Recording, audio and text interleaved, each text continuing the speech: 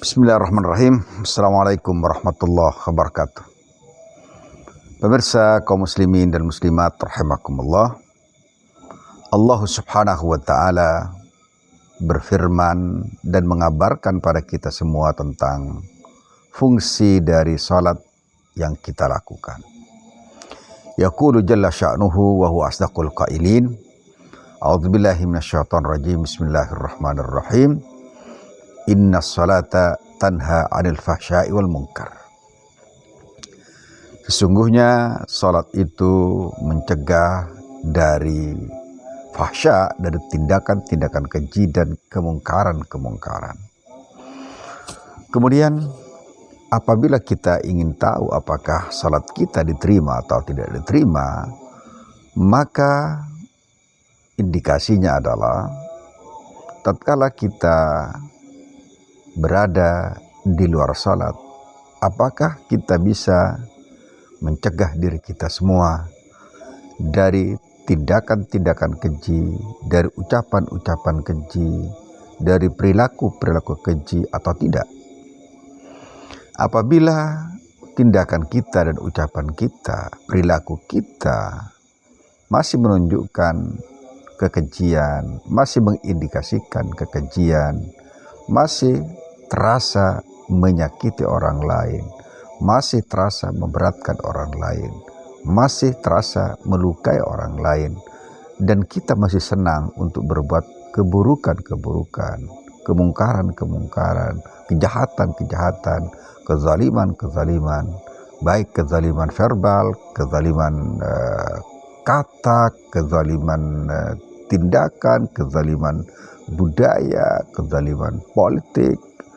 Itu menunjukkan, semua itu menunjukkan bahwa salat kita mengalami disfungsi, yakni dia tidak aktif mencegah, membendung kemungkaran dan kekejian atau al-fahsya wal munkar dalam kehidupan kita. Dan ini berarti pada saat kita salat mengalami kekurangan-kekurangan syarat, sehingga kemudian salat kita tidak berfungsi pada saat kita berada di luar salat. Salat kita tidak aktif untuk mencegah keburukan dan kemungkaran tatkala kita berada di luar salat kita semua.